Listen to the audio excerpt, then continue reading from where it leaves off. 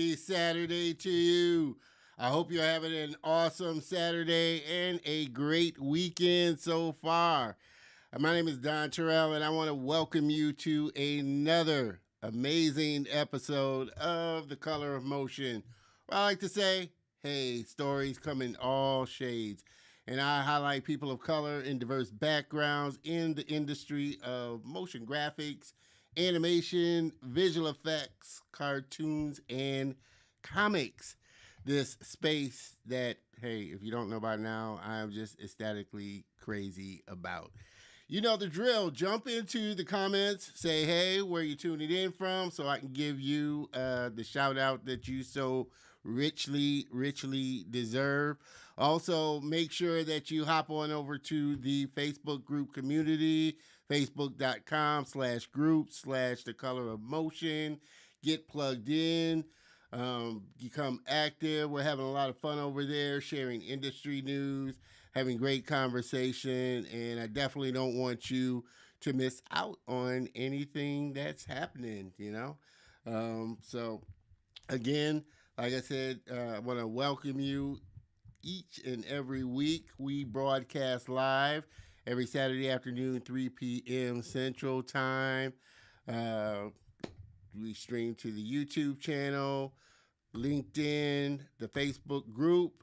You're also able to check out the broadcast live on the website as well. Make sure that, you connect with me on all my social channels here. You can find me. I definitely want to hear from you. Got a lot of big things planned for season 3 coming up. Can you believe it's almost the end of the year? It's hard to believe, And I don't know if where you're at, they're already playing Christmas music here. So we done skipped over Thanksgiving. So they've already started the holiday trend there. But make sure you connect with me. I always highly recommend people hop on over to the YouTube channel, subscribe, hit the bell notification so that you get notified when new live shows go and new live shows happen and new content goes up on the channel. Definitely want you to get plugged in. Comment, give a thumbs up. Plus, there you're always able to check out all the other past great episodes and guests that we've had on the show so far. So definitely want you to get plugged in for sure. Want to give a big shout out. Well, when you know it, we're going to have issues with the scene here.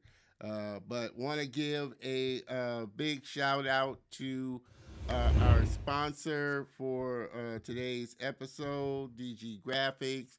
They do all the graphics, animations, overlays. They make the show look good. So if you're a business or brand that's looking to level up with your brand design or looking to start a live stream show, definitely make sure that you check them out because they can help you look good as well. Also, what else, man? Oh, big shout out for this. Make sure that you check out the new store. Like I said, the swag items are up. You can, as you can see, we got our swag items in. So definitely want you to represent the Color of Motion. Hop on over to thecolorofmotion.net/swag. We got a lot of great designs up there, some sweatshirts, some hoodies. And we're going to be constantly adding some stuff.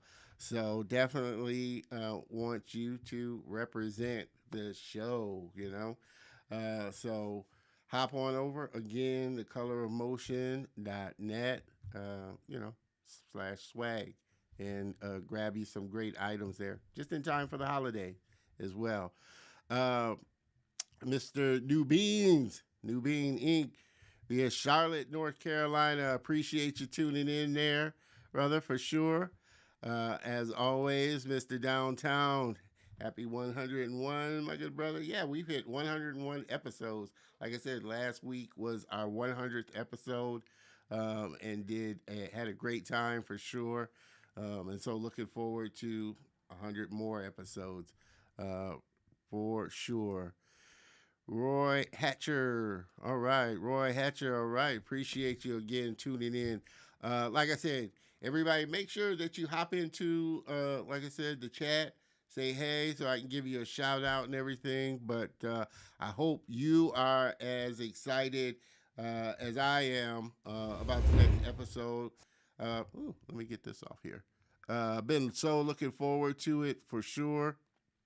Uh, and let me get this off. Been so looking forward to this episode for a while now. Like I said, I know you're going to just be amazed by my next guest here. Does some amazing animations, artwork. Like I said, I fell in love when I saw the trailer and what he was doing with his animated film. So just super excited to share that with you. And like I said, dive into his story, what's going on with him and his work. So I think that's pretty much it. Also, let me know how my audio is coming across here. I'm trying out my new microphone here, and so definitely working to up the audio quality of it. I got a new audio mixer as well, but I'm not using it just yet. So, but I am using my new Shure microphone, which I really love. So I'm going to be doing some review videos of it on my channel. So let me know, like I said, how the audio quality is coming across on the broadcast. So with that, and I think we're about ready to get this train on the tracks here for sure. Everything is broadcasting on all the channels.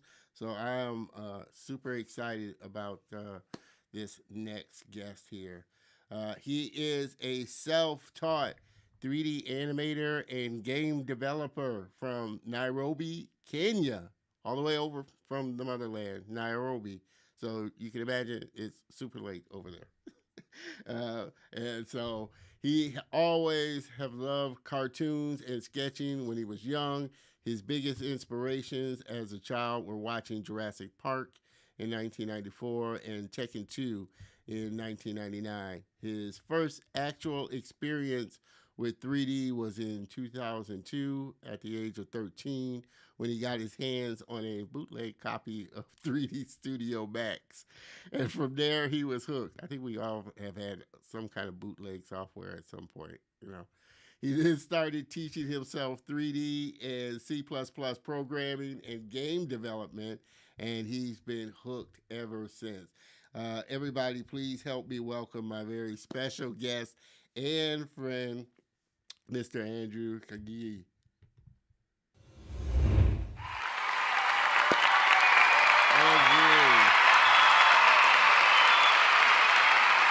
Andrew, super excited about having you on the show, brother.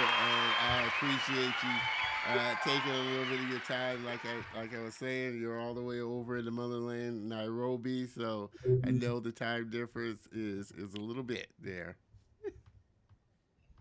Yeah, thanks for having me. Yes, it's midnight, but I'm used to staying up late, so you know Well, I'm we are going to be excited to be. very respectful, and like I said, try not to make this one a super long episode like we normally do. Mister or Miss, I'm not sure. Yogi Jahan, your voice sounds great, but your sound effects are a bit louder. Okay, I appreciate that. I got. I'm gonna have to turn that down a little. But I appreciate that. Like I said, I just want to make sure that my audio is coming over as good as possible. Miss Maggie, I appreciate you tuning in, Granny, as always. So let's get this going. Like I said, as you said you kind of got into it with Jurassic Park and Tekken, but what were some of the cartoons that you watched and enjoyed as a kid growing up in Nairobi? So as a kid, I remember TV only had two channels, and they at 4 p.m. The TV, basically the channel stopped running, and it Yeah. was like it was basically black screen after that. So around 3 p.m., there's a channel called KBC, which is the government TV station. They played a lot of Disney, Mickey Mouse, and Disney and Pluto, that kind of thing. And so that's basically what I watched when I was really young, and I Gotcha. was always fascinated, like always. I didn't know what this was, but I knew this, whatever this is, I want a part of this somehow. You know, Now, I was just always, animation a big thing? I mean, kind of when you were growing, like you said, watching cartoons and watching it on TV is kind of one thing. But then when you start to think about doing this as, like you said, your what you want to get into, did you feel like that was a real possibility coming from Kenya? Or did you feel like, okay, well, if I was going to do this, maybe I might have to relocate to the states where, like I said, it's big over here, or was it growing over there in Nairobi? at the time there was basically nothing. Um, the only opportunity to study was like to study overseas, and so I thought I would get the chance, but my parents didn't have the money for that, so I just basically chose to go the self-taught way. Um, and because I've always had it in me, I was like, whatever way this goes, whether I study myself or whether I go study it in the university, either way, I'm going to figure this out. So, for me, it made no difference, although the industry definitely didn't exist at the time in Kenya. So it was basically reading books. I had this really thick book called the 3ds Max Bible, and I remember taking that book with me even to high school. I was reading it. I took it with me wherever I went. People didn't really understand what I was doing. They didn't know what the book was about, but that's basically how I was teaching myself animation. Oh, So I just kept going at it until things started to open up. that's awesome. So where did you get where did you get the copy of 3D Studio? So my elder sister, she's about I think 8 9 years older than me. Um, so she was studying in Malaysia, and so actually I thought I'd have the same chance as her to study abroad when I finished high school, but I didn't get the chance.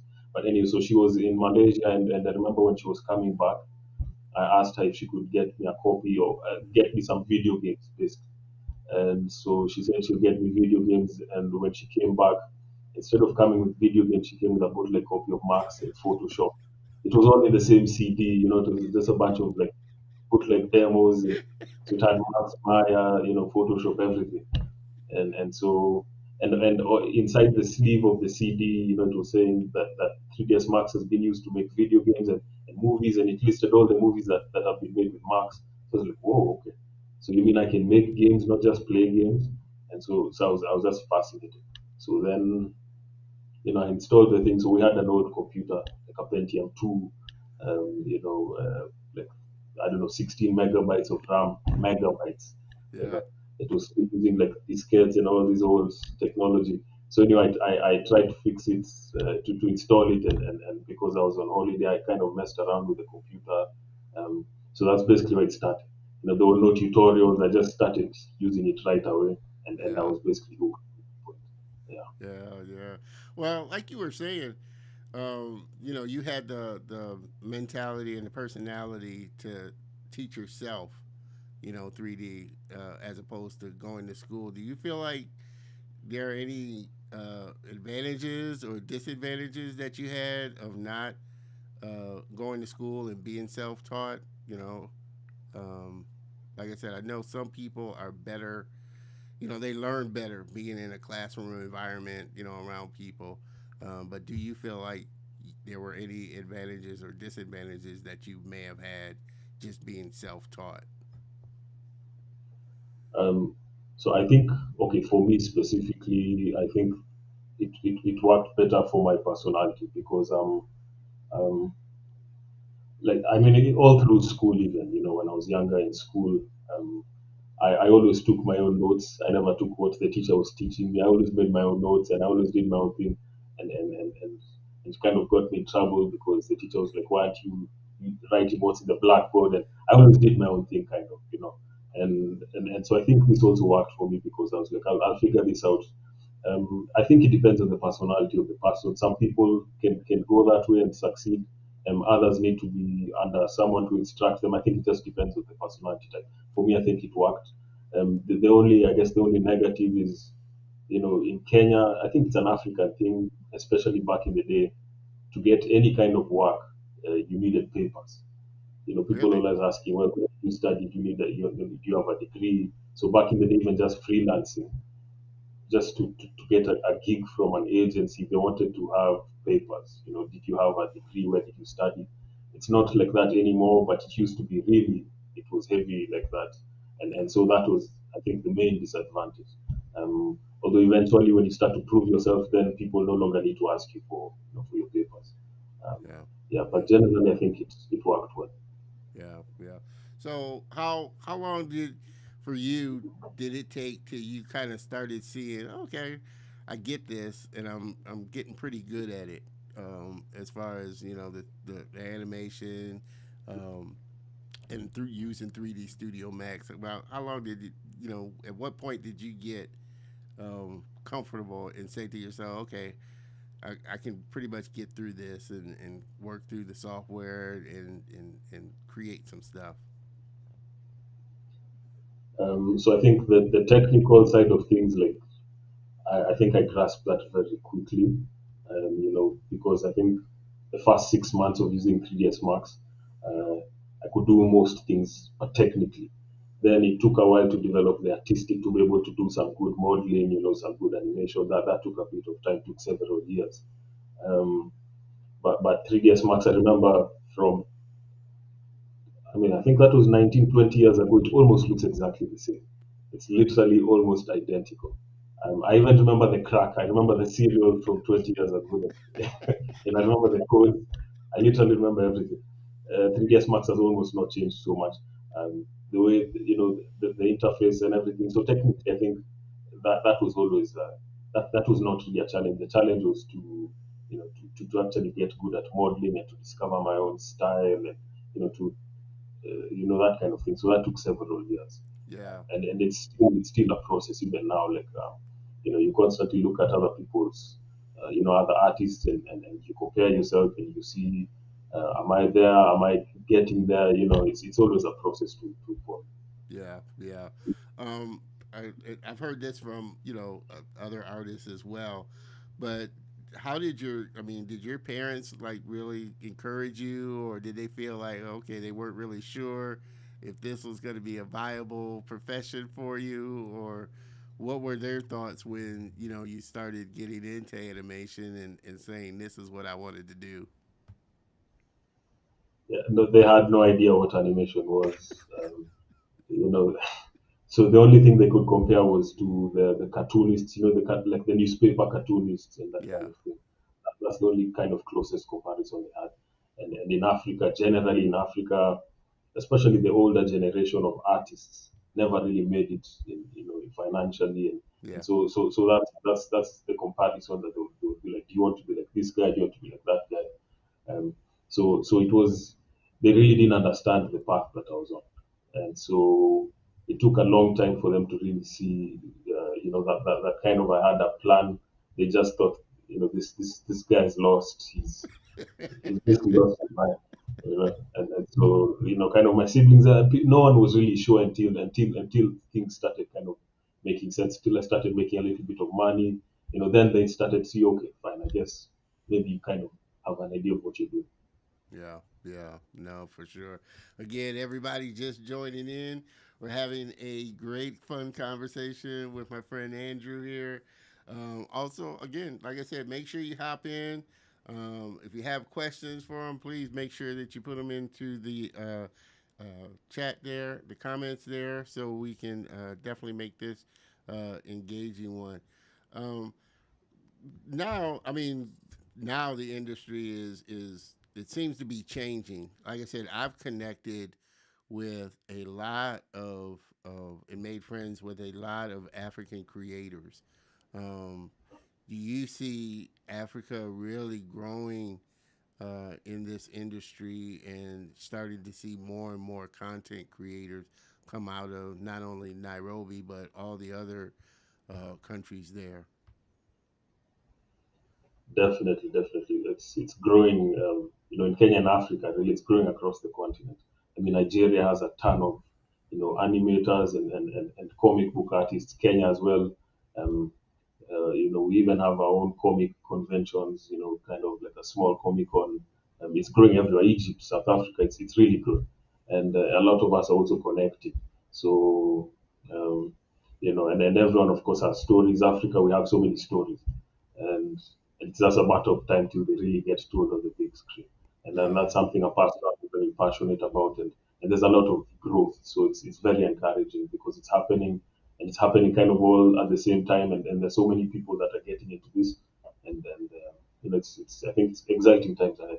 yeah, yeah. Well, you don't have. I mean, like you had mentioned earlier, feeling like that you were going to have to, if you did go to a school, go abroad or outside of Kenya to get learning and training. Is that starting to change as far as courses and schools offering this in Nairobi?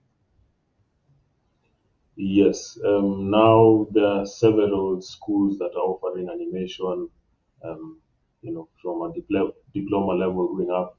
You have collaborations with French animation schools, with American schools. So it's really growing now. It's very different from how it was before. So now people have a lot of opportunity to study without having to go abroad. So if you can't afford it, the local schools that can help you out. Yeah. Um, so it's really changing, and it's very encouraging because so many people in Kenya want to do animation, and now they have the chance. It's more affordable, and just in case you still can't afford it, you have YouTube. Yeah. YouTube, you can learn There's anything. always YouTube University for sure. Oh YouTube man, and University. and like I said, you see not only I guess schools cropping up there, and here now you got so many online schools where you don't have to come over here or go anywhere. You can get your training and learning online. Like I said, if you're so inclined, like you were, to be able to go through the program without being at a physical brick and mortar school. That's the beauty, I think, of now. You got so many different options of getting learning and training. Yeah, exactly. There's so many options now. Like literally, if you want to learn anything, I mean anything. I mean even nuclear physics, you can learn whatever you want to this planet. So it's just a matter of like, how bad do you want it? Because the information is there and it's free. You know, Yeah, if you want to be instructed by someone, if you want a mentor, you can go get it in an organized institution. But the information is there now. You know. that is true. That is true.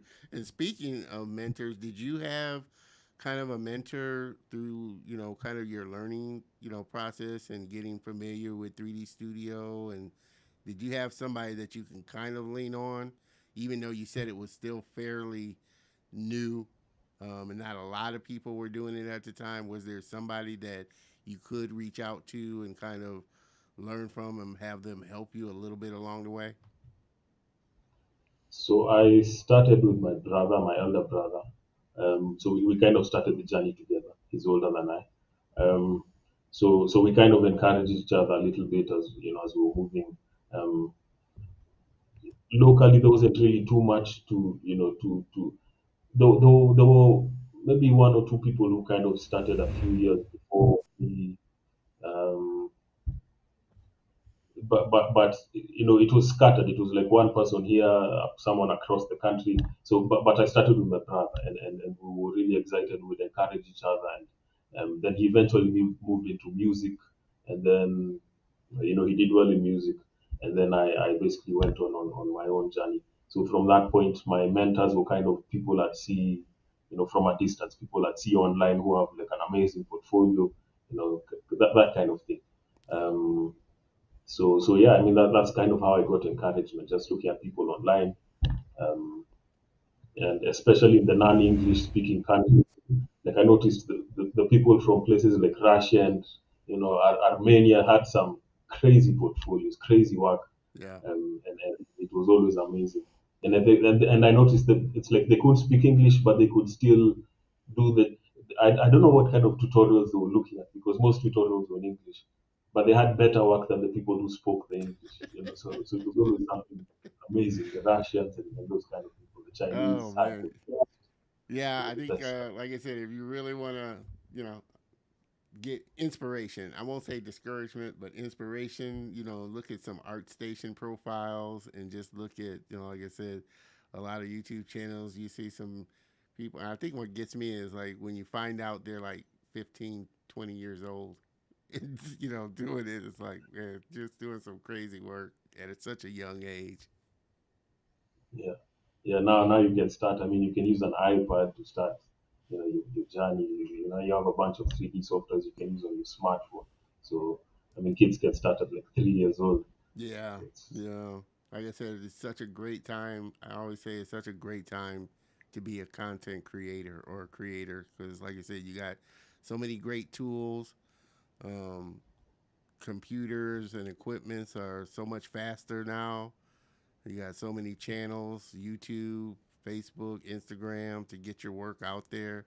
So it's such a lot of opportunity, for the artists to get their work out there.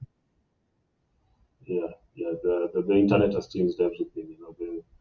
You don't need to go mainstream anymore. Like with the internet, you just need to have your own portfolio nicely set up. I mean, you can blow up across the planet. Yeah. So it's changed everything. Yeah, and that's something I'm going to dive in after we check out the trailer for your animated film. Um, kind of, you know, going that mainstream route and whether that was a decision or not.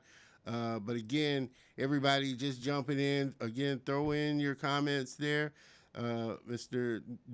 Roy there, looking to collaborate with you for sure.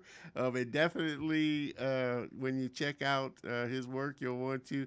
But make sure, like I said, after I put in his contact information and everything, you make sure you get connected with him, and you just never know. I think that's the beauty of the internet. You can connect with so many talented people that you never know, where it's going to go and where it may lead to.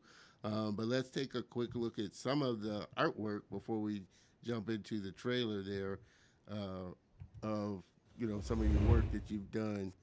And like I said, I fell in love with it. The first time I saw it, and just knew, like I said, you had to get you on because you do such amazing work. Do you take obviously you take a lot of inspiration from your surroundings, your country, and your culture.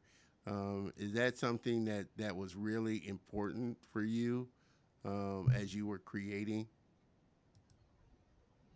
Yes, definitely, because I realized we have so many stories as an African.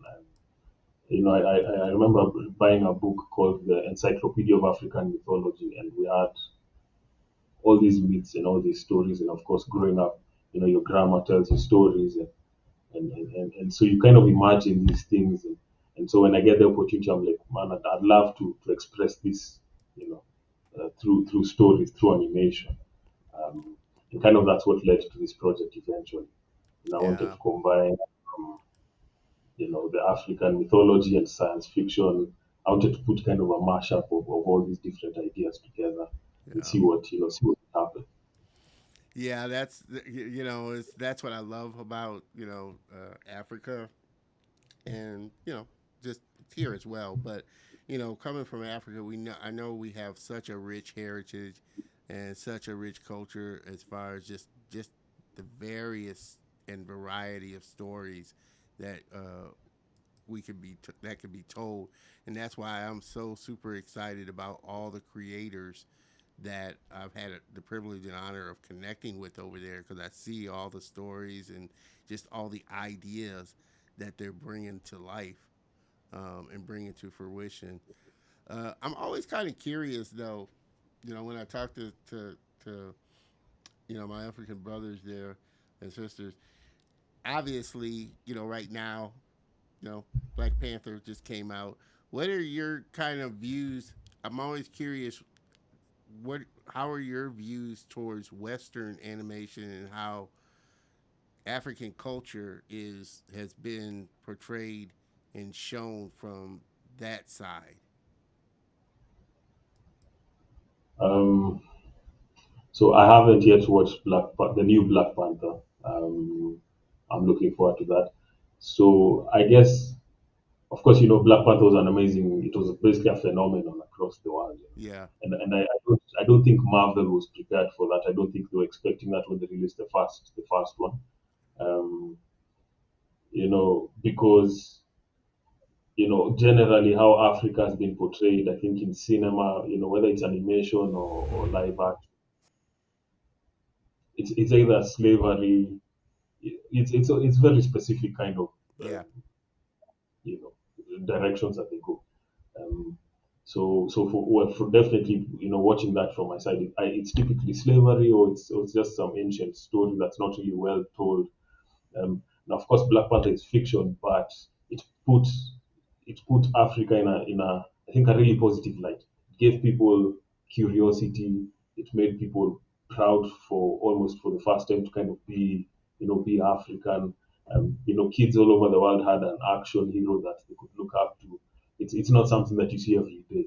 So I think that's the reason really that everyone basically loved it. Um, and of course, we need to create things like that for ourselves as well as Africans. yeah, Because as much as that was a good movie, we as Africans also need to do stuff, based on, I guess, authentic stories. Um, although Black Panther was really a good movie, though, you yeah, know. And there is this movie as well, I think Black Adam, yeah. which, Black Adam. uh, Yeah, I haven't seen it you yet. know, I haven't either. I've been so busy. I'm really looking for time to get to watch it. But those kind of movies, like when you see kids finally having a hero they can look up to who looks like them, that's always something very encouraging, and that's something that's kind of been missing. Um, and the moment you provide an opportunity like that, and it also becomes a commercial success. Yeah, So I think it's a big step. It's a good direction that we're moving at, and it can only get better from there. yeah, yeah.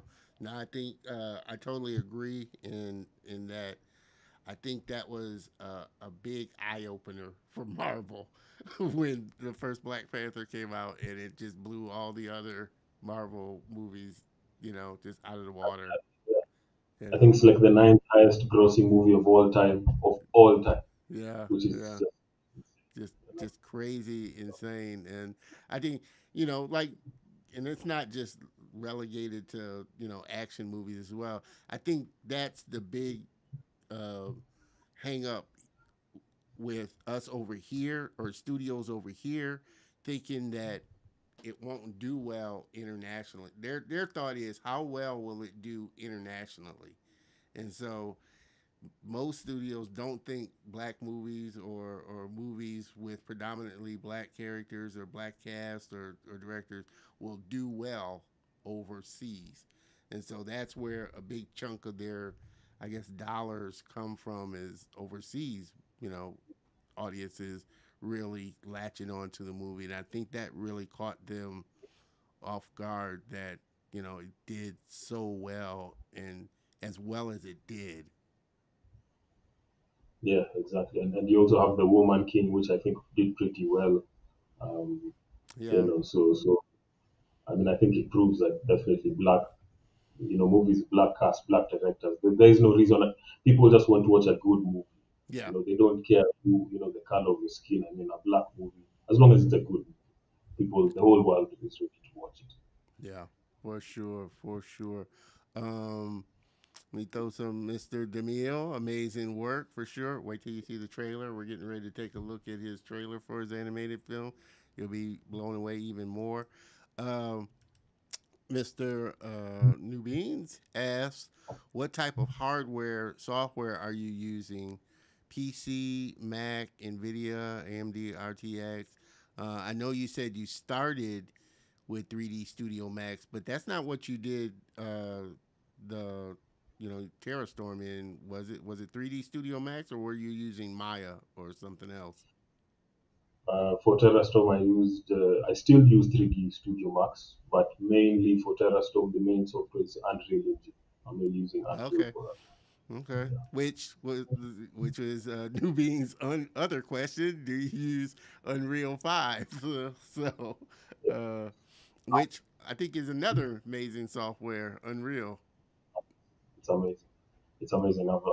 I started with Unreal making games, back in the day. Then eventually it started to evolve. I realized, wow, you can actually make like linear content, short films, that kind of thing. Then I moved to Unreal, Unreal Engine 4, started doing short films and that kind of thing. Then I eventually realized, wow, okay, I think I can make a feature with this.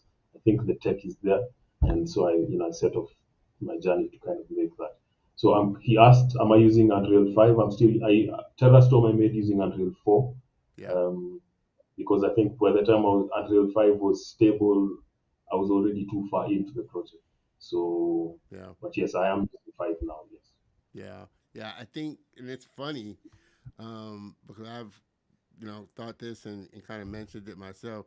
When you thought, I think originally when you thought of Unreal, you just thought of game, just a gaming software and platform. But then I think when filmmakers got a hold of it and saw the real time possibility of what they could create in real time and just the realism of the all the worlds that you could create, plus see all of that stuff in real time while you're Yeah. creating it.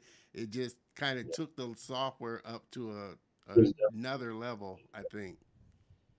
yeah. No, I mean, I remember the hell of, trying to, like, I would not be able to do Terrastorm without Unreal. It was not possible. Before Unreal, I remember doing, 5 minutes of animation maybe would take me 8 weeks to render, Wow. and now the 5 minutes in Unreal, is just lightning speed because you see the results right there. You can change things right there. It's like nothing else. And I remember the CEO of Epic, like 8 years ago, he said, this is before all of this. He was like, with the new versions of Unreal that are coming, we'll be able to make in real time movies that look like Avatar. And people thought he was just talking, you know. You know, like he said, he could do Avatar in real time, and no one really thought he was serious. But look where we're going. Oh It's man. crazy. Yeah, look Yeah, at the stuff that they've used it for. Mandalorian, all these great things out there.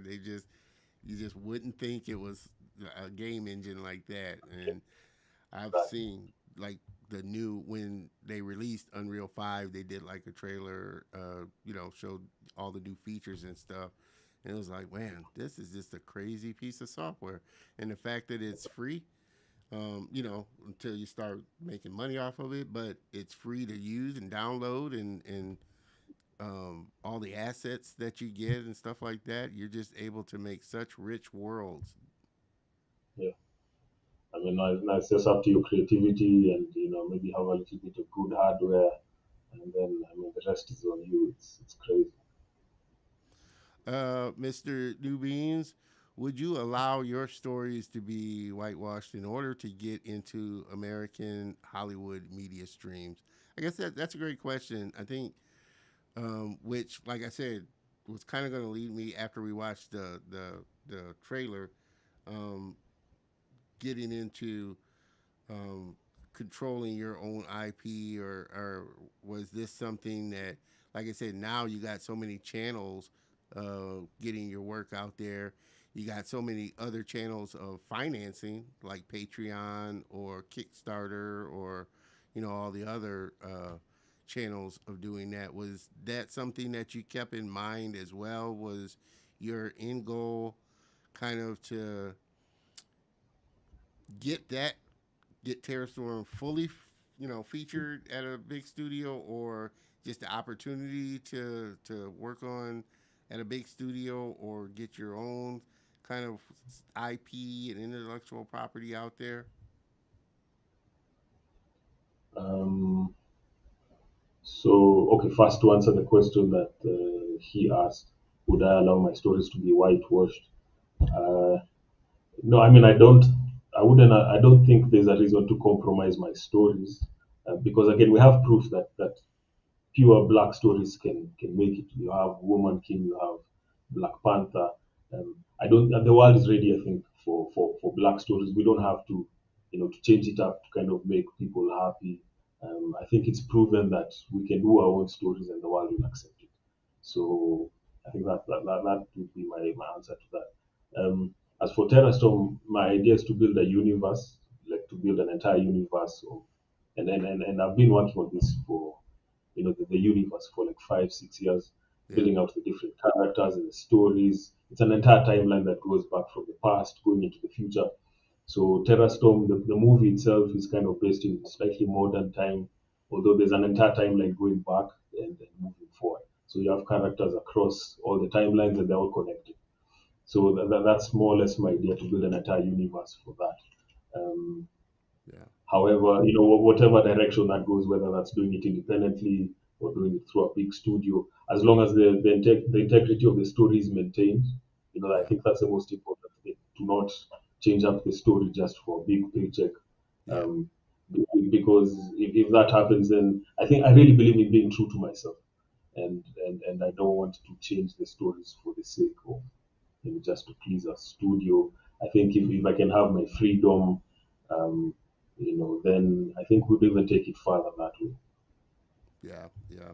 And on that note, let's take a look at the trailer, because like I said, you guys are going to be blown away with just the quality of it, the story, and just the direction that it's going. So let's take a quick look at it.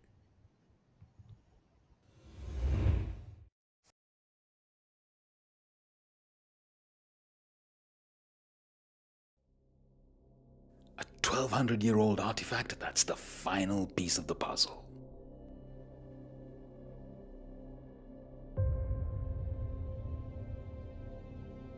I'm about to change the world with this discovery. I want you to meet Lieutenant Adrian Roddy. He's young, but he's one of my best men. I've never seen anything like that.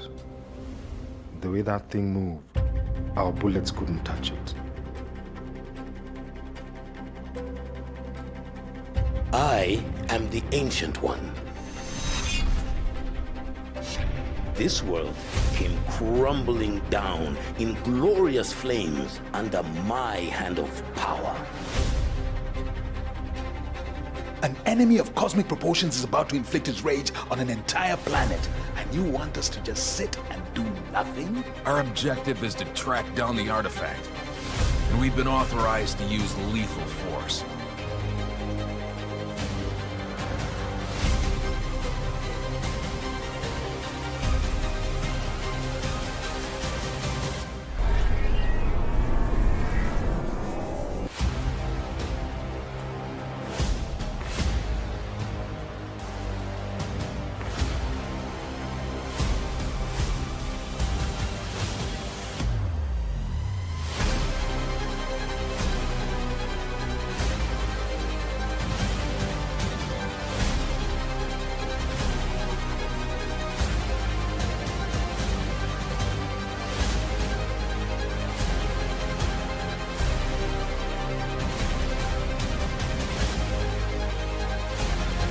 I will restart this world anew.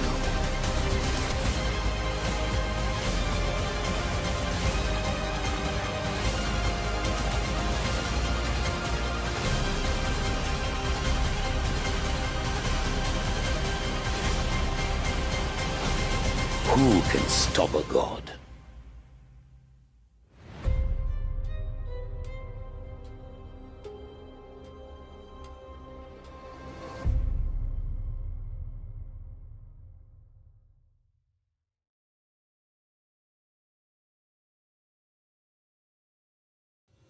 Amazing, amazing, amazing, amazing. I loved it. I tell you, so many questions I have for you. First, what was the origin? I mean, where did you pick up the come up with the story, of Terror Storm? I mean, I know you said, like I said, you had a book of African, folklore and everything. But where did Terra Storm originate from? So I remember I started. Okay, I was at a point, I think in 2016. Let's go back 6 years. 2016. I think that's 6 years. Um, I was in a place where I was not sure I guess, where my career was going. So I was considering moving to another path instead of animation. I was kind of like, I wasn't really sure where everything was going, and I was contemplating quitting animation, and then I decided before I quit, I had one more idea which I wanted to do, and because I'm a fan of Marvel and DC, I was like, man, I'd really love to create videos of these Marvel fighting DC characters, that kind of thing. So I opened up a YouTube channel, did one video where it was a bunch of Marvel characters fighting DC characters, and the channel blew up. The channel is called Hero Smashers. So I just put it together for my love of Marvel and DC. So I think the first video I released it just went viral in a week from nothing. From day one, 0 views, day two, like 100 views, day three, 250,000 views, and it blew up. And so, the channel blew up. I did a couple of videos for different superheroes, and then eventually, um, I got to a point where I was like, I would really like to do my own stories. As much as I love the Marvel and DC, I was like, how about to do something with African characters? I really like to do something. And so in 2017, I sat down with a friend of mine who's a really good sketch artist. Um, and we kind of put together different ideas for characters that we'd like. So, we studied a couple of the stories and we're like, okay, I like this, I like that.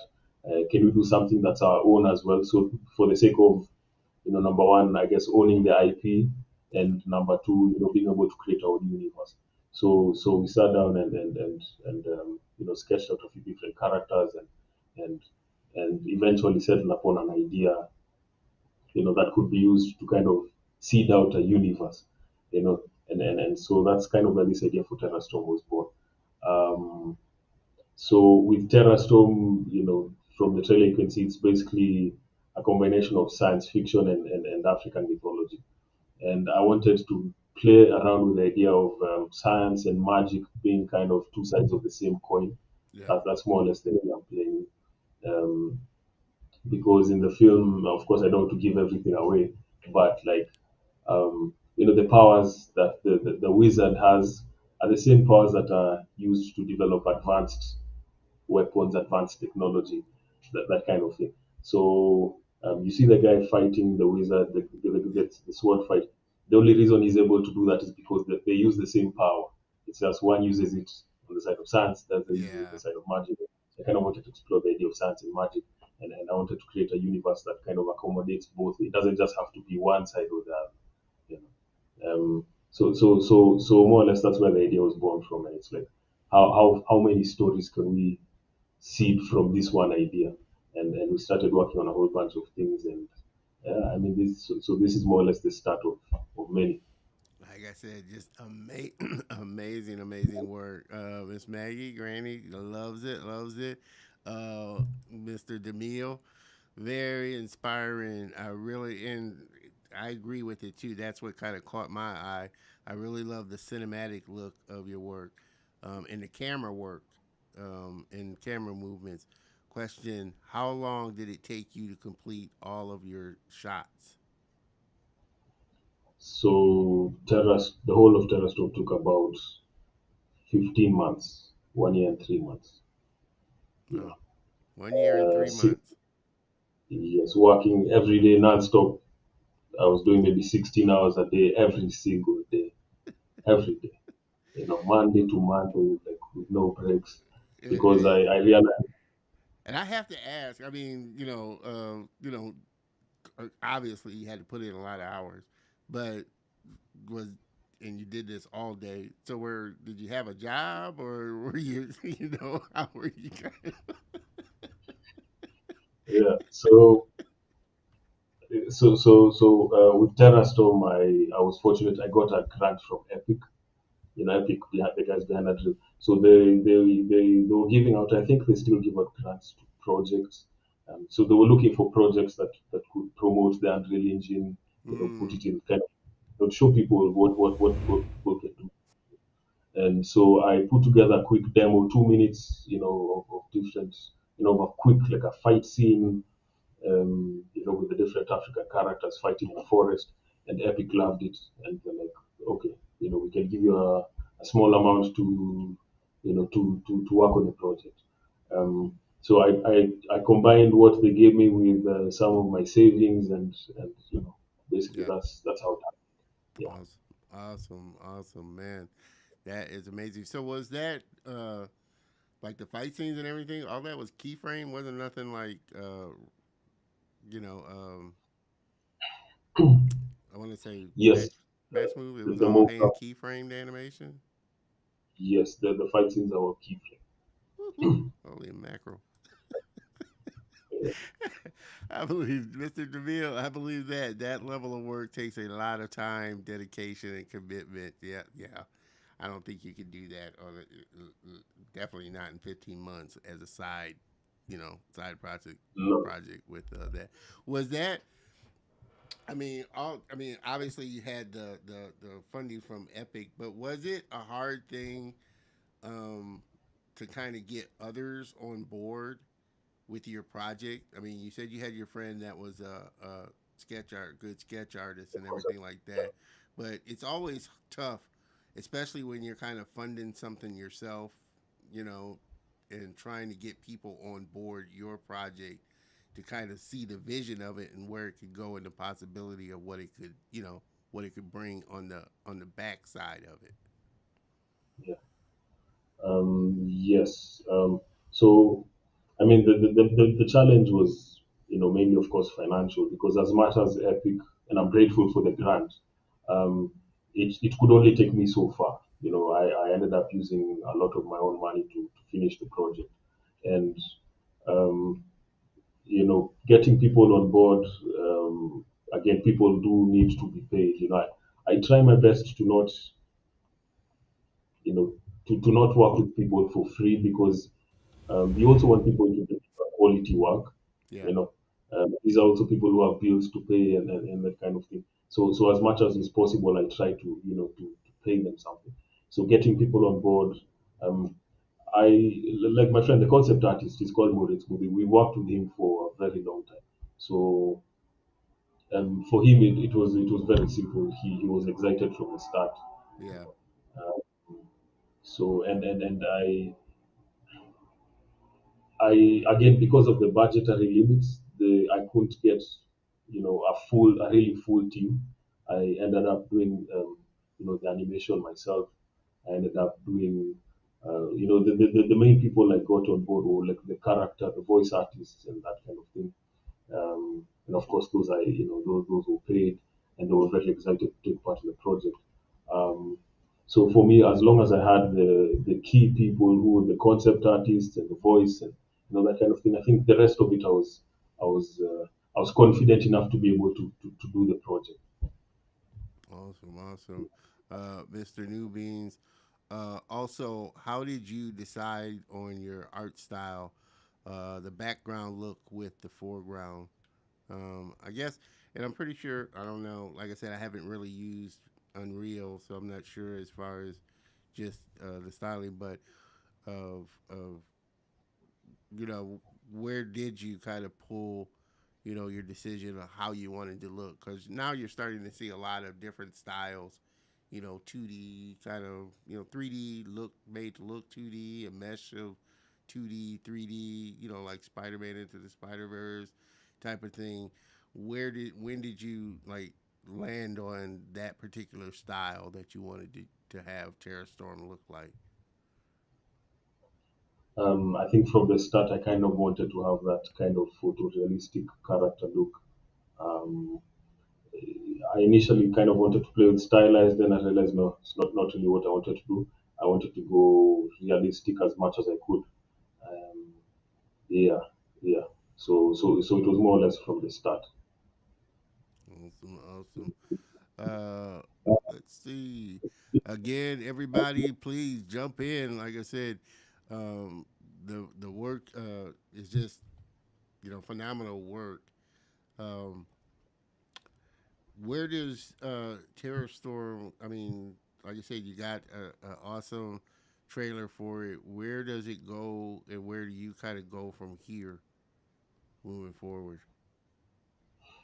Yeah, so Terror Storm, makes its premiere in cinemas, in Kenyan cinemas, in November 24th. I'm really excited about that. And then, so it will be in the cinemas till maybe early December. And then from there, I'm exploring the options, because there's so many requests. People outside of Kenya want to have access to the film, and I really want as many people as possible to see it. So I'm looking into the possibilities.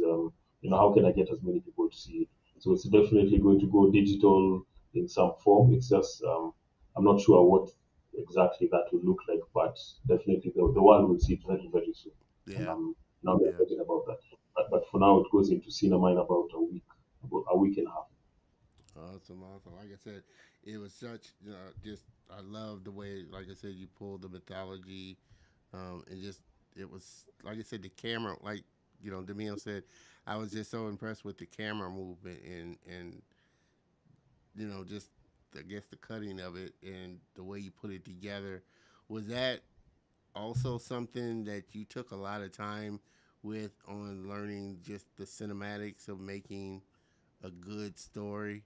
Because it does take more than just building 3D models and rendering out animation. It really does play into being a good cinematographer. Yes, I've always been fascinated with camera work ever since I was, since I can remember.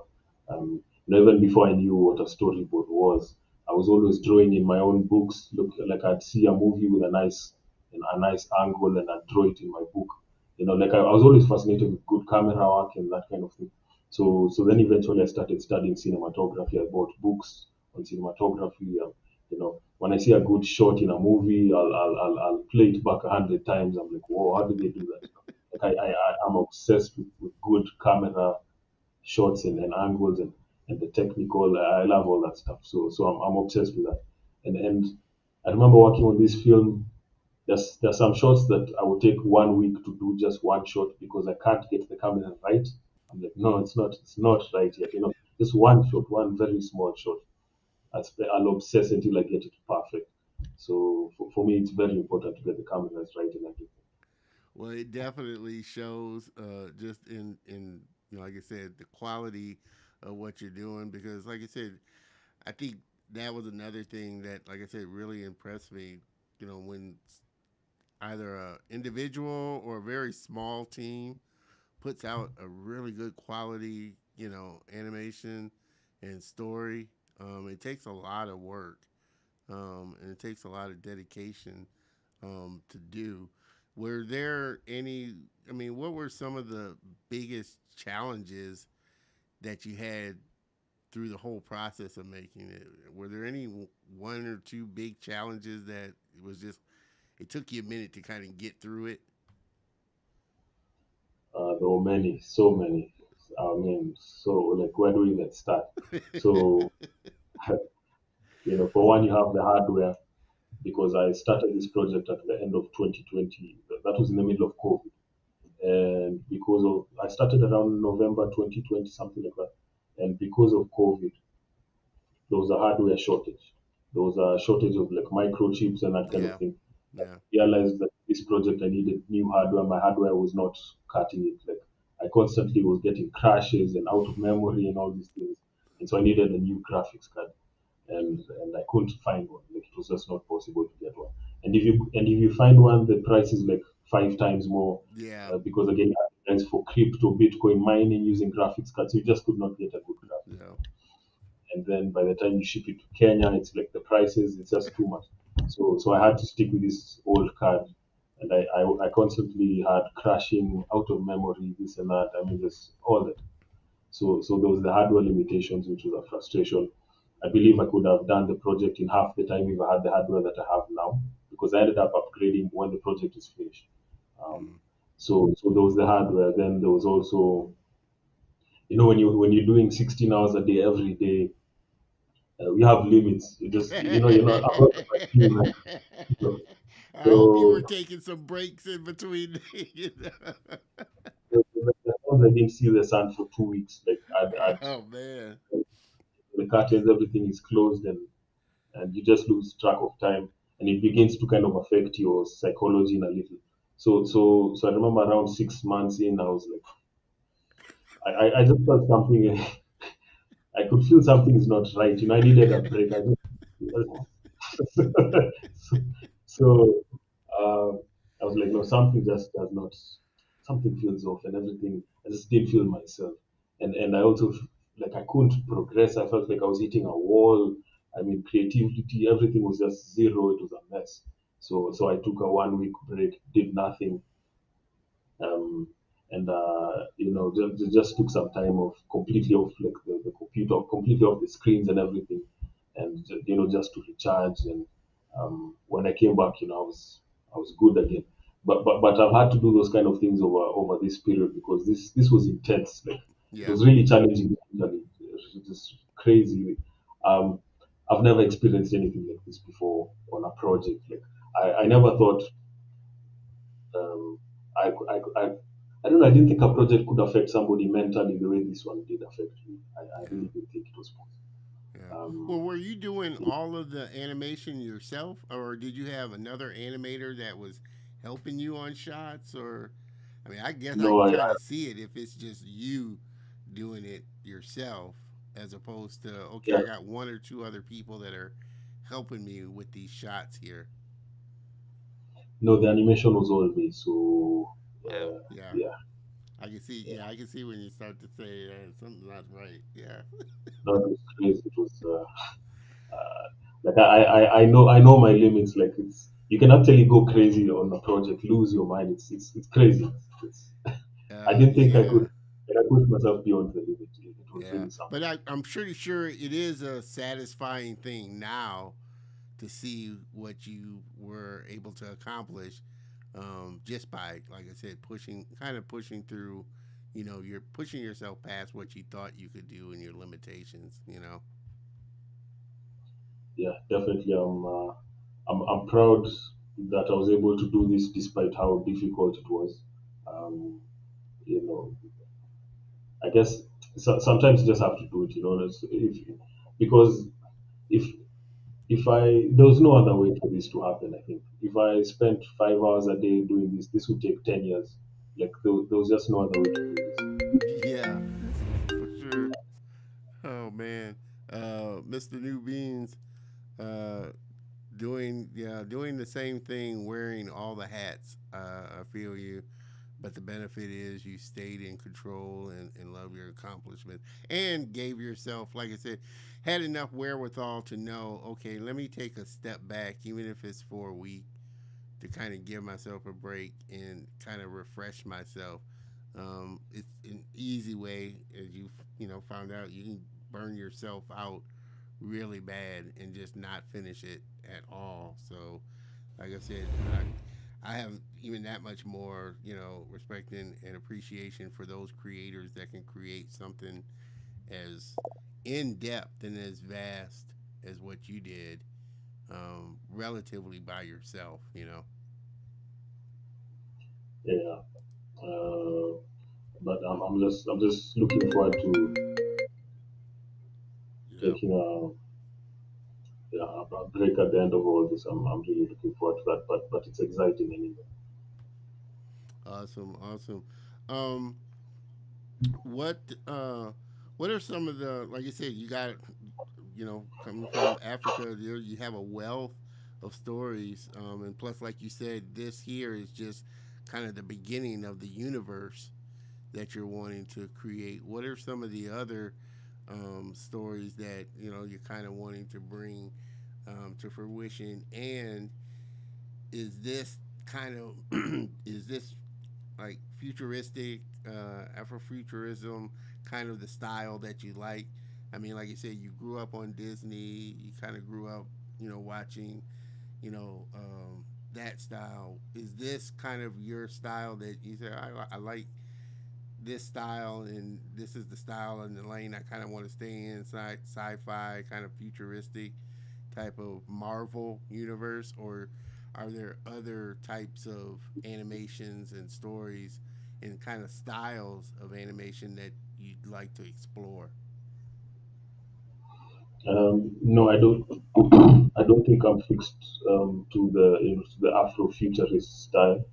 That was just for this story, to tell the story. Um, it really just depends on the story. I can go any direction with it. Um, in the film, okay. Anyway, I guess I can't give too much away, but in the film, there is a scene that connects different parts of the universe that shows that the possibility of where the stories can go. But I'm open to doing a few Afrofuturist. I'm open to doing stories of the past. Um, and really, I'm just open to doing good stories. I'm not restricted to any style. No, not really. Yeah, yeah.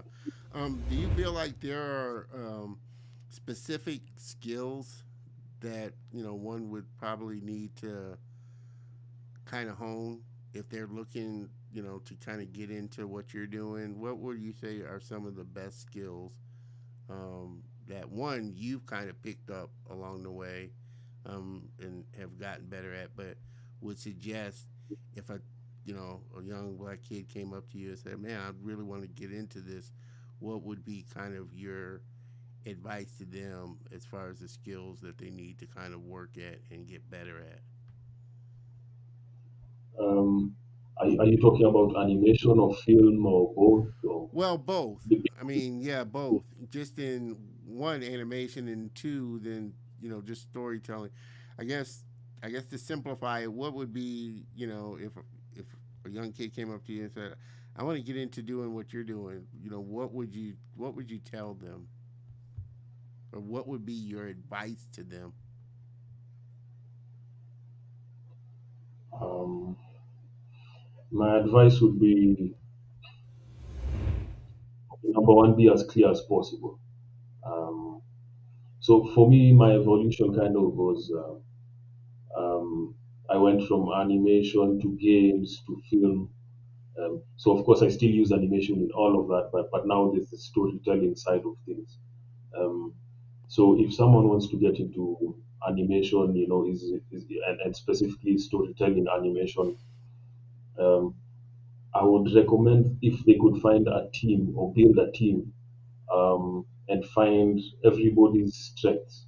So if this guy has a strength in animation, okay, that's good. If this other guy has a strength in script writing, that's good. If this guy has a strength in maybe sketching cool characters, that's good. Then you guys can start to work together to build something.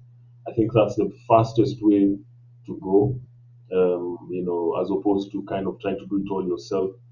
Um, I think that's the fastest way to go, especially for somebody who's young, maybe 18, 19, 20. Um, you can find the like-minded people, and that when you're young, you don't have too many responsibilities, so it's easier to grow together. That would be my recommendation. Find like-minded people and grow together. You'll move much faster that way. Things are much simpler and easier now than they were before.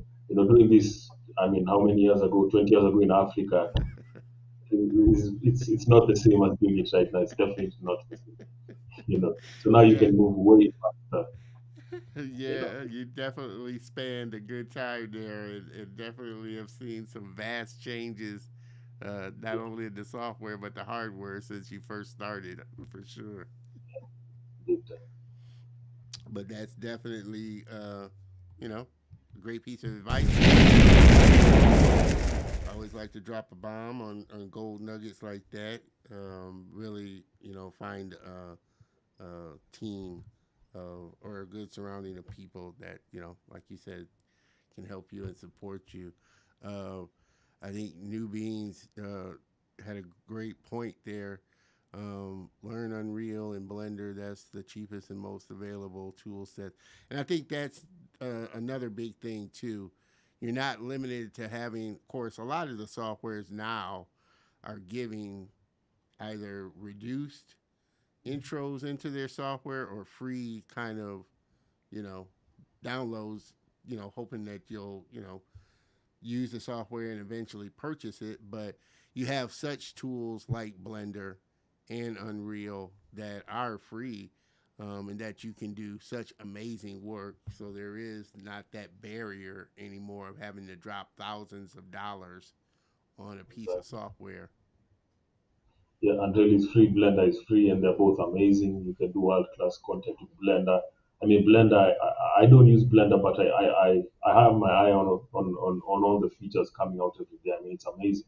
Yeah, I might eventually go to that. Blender is really gaining some traction. I mean, and now they're, I was just watching they just got done having their annual conference, and he was talking about all the kind of upcoming things that they've got going on. But Blender has really kind of made a lot of headway, in getting to be a production style, not just a solo kind of, animator software, but really a software that can fit into a pipeline, animation, a production pipeline.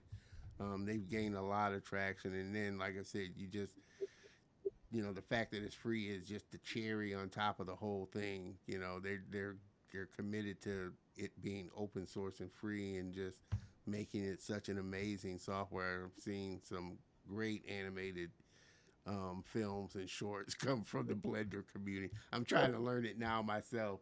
So it's come a long way as well. But that's what, like I said, the beauty of this time is you got so many great softwares out there, that are, like I said, now more readily available, that, you don't have those barriers. I don't have to get Maya. I don't have to get, 3D Studio Max or some of the other ones. They're just such great tools out there, and you can make some amazing stuff with it. Yeah, no, Blender is amazing, and I don't think you have to have some crazy hardware to use Blender. I mean, it's No, yeah, it's pretty good. Like I said, like I said, of course, that helps the better your hardware, but even on a medium based hardware, you can get it works really well. It works really well, and then the fact that, like I said, it's got its real time aspect to it. It's basically, they started off, I think, kind of from a game engine perspective. So I think the software it's amazingly stable. It's great. I know it was a big turnoff for me for a while because of the user interface that they yes, originally had. I didn't use it because of the interface they had. But once 2.8 came around and they changed the interface and the methodology a lot, more in line, I think that's where it really started taking off. yeah. I also saw the interface and I was like, no, no, thank you. This is ridiculous. But I think it evolved. It looks decent now. You know. It is. It's come a long, long way for sure. Mr. DeMille, one more question for your guest. For your trailer, did you do all of your keyframe work inside of? He didn't use Maya. I think, or well, you did everything in UE4, right? I did the animation in 3ds Max, and then I imported it into Unreal. Into Unreal. Okay, Yeah, so he did the animation in 3D Studio, and then imported it into Unreal 4, right? yeah, So no, like I said, Maya, even though Maya's industry standard, I think it's the tool and the exactly. artist. I think the artist behind the tool, that really, I mean, you can make some amazing stuff in. Doesn't have to be industry standard, of course, to make amazing software or Yeah, amazing animations. I think it's the yeah. tool. People always say, 3ds Max is for games and Maya is for movies. It's like, well, a good artist can do anything with any software, and Yeah, nobody will tell the difference. yeah, So, yeah. yeah, Yeah, gotcha. Thanks for that. Great work. Yeah, for sure, DeMille. And I knew you'd get a big kick out of it, DeMille, because of what you're doing. But like I said, just amazing, amazing work for sure. Are you, um, where do you see, like I said, are you just encouraged with where, like I said, Africa is in this space of the industry? And where, like I said, how far do you see it going as far as just being able to compete and put out just great quality work? I think that was kind of the fear, of a lot that they felt like, and I think a lot of studios feel like the quality isn't quite what we're used to over here in the Western world. I mean, are you obviously, different? There's a lot of great content creators doing a lot of amazing, like I said, animations out there. Are you really encouraged with where Africa is and what they're in putting behind the industry and really investing in the industry? Yeah, no, I mean, definitely I'm encouraged where things are going. Everyone has a starting point, and of course, Africa started much later than the West with the films and with animation. Um, so of course, it will take a while to catch up, but not as long as it maybe otherwise would, because of course technology is really, you know, getting to a point where um, it's an advantage. It's you don't have to go through the learning process of 20 years. You can get good if you focus in 1 year, 2 years. So, and as long as people collaborate, um, I think that's the fastest way to improve quality, because again, everyone has their strengths. One person is good with stories, one person is good with modeling, one person is, and you have people who go study abroad. They can come back and bring their skills, set up studios and start telling the story. Um, so I think the industry is moving quickly, and it's really just a matter of time till we have, the kind of stuff like, uh, the vision I have for Terrastorm. My ultimate vision would be having something like that produced every year or every 2 years for the whole world to see in the cinemas. And I Yeah. think it's just a matter of time till something like that is possible. And it shouldn't take too long, I think, because basically, I think every country in Africa at least has one little animation studio, one little game development studio. So everyone is doing something. Um, so it's just a matter of time till we get there, and it's not too long from now. I don't think it's that long. And the market is there. I mean, Africa, we're 1 point, where I think over 1 billion people, there's a huge market. Beyond Africa, just black people around the world, we're still a whole bunch of people waiting for content like this, So the market is there, the people are there to create the content. So um, in a couple of years, I think everything will explode Yeah. beyond what people think is possible. Well, over here, I mean, animation and uh, kind of cartoons and stuff, it kind of cross generational. Do you find that challenging as far as like the older generation over there being, kind of, I won't say stuck, but just kind of used to the old mores as far as, and then now you got this younger generation that's, like I said, latching on to the technology and the things that are, starting to come out. Do you feel like, you know, as the younger generation starts to create content and put things out there, that the older generation will start to, okay, this is, great content, great stories, and it's something that they'll connect with? Um, yeah, well, I guess the older generation kind of still see animation for children. They think it's a children's thing. Um, it's it's kind of hard to change that. But then, now the generation after them, I think that's really now it's up to us to kind of get that. Um, well, I think we already understand it. We know that animation is not necessarily for children. It's just a storytelling. You know, Yeah, you yeah, know, and so. Um, but the more they see, the kind of stories, for example, that my grandmother used to tell me well, if she was alive, if she could see those stories being told through animation, then I guess it would kind of make things make sense more. You know. Mm, But as it is, I think it's more for the younger generation to be able to, to propagate that and pass that down. yeah, yeah. Well, do you and to that point, do you see the government starting to get behind and really promote the industry?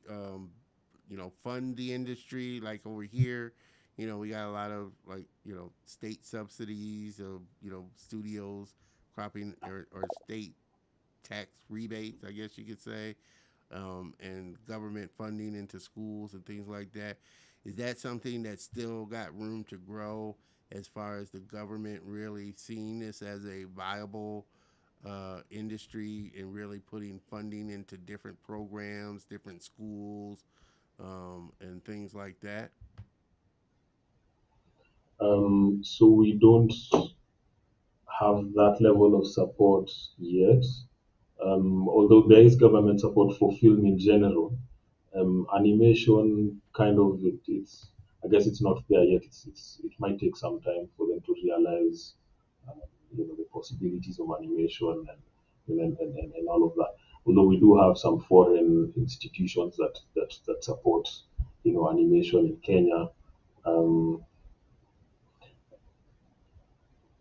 I think it's just a little bit of time. Yeah, Sometimes they need to be convinced as to the possibilities of things, and you need the right people in power. Um, because you have things like the film commissions, and but it's kind of a tricky situation. yeah, It's kind of a tricky situation. yeah. Um, Well, I but mean, it is, I would guess it would start to get better because now, at least over here, you're starting to see companies like Disney and Sony start to go over and partner with studios um, to make animated films. You got Disney working with Kugala on their anthology. So I would hope that like I said, the government would start to see that with the influx of a lot of these bigger studios now, coming over and wanting to work with creators over there to bring content, that it will be something that they'll start to put more dollars in as far as schooling. Because don't you feel like I said, outside of the internet and kids jumping on the internet, having these outlets of, you know, schools being exposed. I mean, I don't know how many, you know, in a lot of the schools, they're having people come in, creators such as yourself, come in and talk about the viability of the industry. yeah, I mean, definitely, I think that, well, again, the government will start to pay attention with more companies coming in, like Disney, again, like you said, with the Kugali, I think that's Nigeria. Is it Nigeria, I think, Uh, with the Disney? yeah, I want to say Nigeria. I want to say Yeah, Nigeria. And I know they're doing some stuff with triggerfish as well in South Africa. I think they're in South Africa as well. So they are working with, like I said, other partnering with other studios over there. I just know of Kugali and Triggerfish as being, one of the bigger ones that they're doing. But, like I said, you got companies like that now that are starting to see the viability in one because we're craving it over here. And I think people are, I guess, tired of the status quo of the type of animations that we see and are wanting to see different stories and different characters. yeah, yeah. And yeah, I guess, yeah, I mean, those kind of organizations, the more support they give, they give to African countries, I mean, that will definitely bring the attention of the government as well, because that provides revenue, it provides jobs, and so they'll also see that this is an industry that that can bring benefit for the whole country. So yes, although right now in Kenya, I'd say yes, they do support film. The government supports film a lot. Animation kind of being a newer thing. Once they see the viability of it, I think that'll definitely let them Yeah, see the possibilities. Yeah. yeah, So yeah, and again, like my film Terra Storm being it is the first feature animation in cinemas in Kenya. Like that's also a big step. That will bring, I think, should bring positive attention definitely Yeah, towards more this whole. exposure for sure. Mr. New Beans, Andrew, have you uh, have you heard of Onye Ide and Kolonut Productions? Um, where they are, if you could throw in the comments there where they're located at. I know I haven't heard of them before. Another comment he made: Africa will be world's Africa will be the world's largest Silicon Valley in the next 25 years. Disney World-sized amusement parks and everything, Black Hollywood, but in its own right, in its own way. Yeah, yeah, I think so. And like I said, I think that's kind of one of the I think good things about the Black Panther, in a sense of showing Africa as a technological advanced, Yeah, advanced civilization, where most of us over here. It's funny because I've had a few, you know, guests say the same thing. It's not just lions and tigers or the plains. exactly, So, exactly. Yeah. But it's what is shown to you guys. So yeah, it's like, yeah. So that's why I am just excited. That's why I love, like I said, connecting with African creators because, like I said, I know the depth and just the expansiveness of all the just rich stories that they can pull from and just mythologies and not even it doesn't even have to be fantastical, sci-fi type of thing. I think just everyday stories, that you know people can see everyday life over there, and that it's like anywhere else. For the most part, it's like everywhere else. So that's why I love just watching, like I said, Black Panther, and then content creators, like I said, such as yourself, just creating such great stories, and can't wait to see, what else comes from, the mind of Andrew Kaggia, for sure. Everybody, again, like I said, we've been having a great conversation. Like I told Andrew that I wasn't gonna take this into 2 hours because it's way past midnight now. So we're gonna wrap this up here for sure. I hope everybody has enjoyed this as much as I've enjoyed having Andrew on and really showcasing what he's working on. Like I said, I'm just always blown away by the stories and just work that comes from my brothers over in Africa there.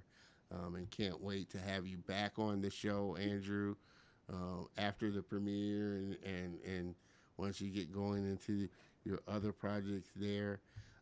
Make sure that you connect with Andrew on all his social platforms. You can find him here on, check out his YouTube channel, both his YouTube channels, Afrikana Digital 1 and Hero Smashers. Also connect with him on Instagram and Facebook, but definitely reach out, support him and what Afrikana Digital is doing because we need to do more of that for sure. To make sure that the stories are out there and are being seen by everybody.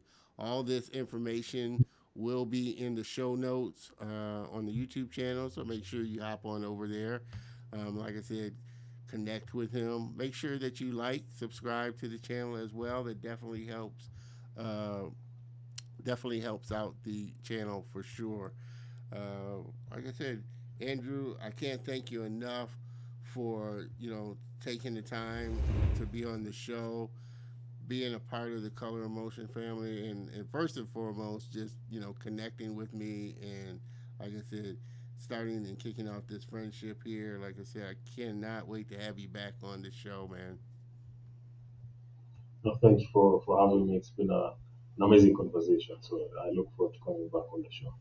Awesome, awesome. If you could, again, I know it's late over there, but if you could hang out for just 1 second while I close out the show, I would appreciate it. That way I can get your information because we're sending out swag. We're giving all our family members swag items, so definitely want to make sure you get that. But again, everybody, I hope you have enjoyed this as much as I have. And like I said, if you did have to jump off, make sure you hop on over to the YouTube channel, check out the rest of the episode. If you missed a little bit of it, if you did miss his trailer, make sure that you check out the trailer for Terror Storm. It's amazing, and then the fact that he pretty much worked on it himself, did all the animation himself. That's for sure, you know. So it's just an amazing feat. For sure, and I think only people that are animators or in the industry understand how difficult that is. And then for one person to do pretty much all of it is a lot. So I commend you for sure. Miss Maggie, great guest as always. I'm glad you had a great time, Maggie. I'm glad you, as always, support the show. Again, make sure you hop on over to the YouTube channel, subscribe, hit the bell notification, give a thumbs up, and make sure you comment because that definitely helps all the episodes and helps all the content for sure. So, everybody, please, like I said, help me thank, again, a very special friend and guest, Mr. Andrew Kaggia.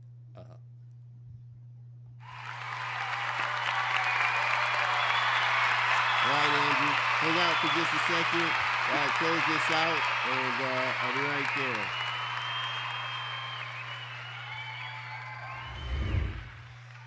Oh, this was Guys, Gals. I'm going to leave it on this scene here. Guys, Gals, this has been, like I said, another fun episode. You know, I always love doing it.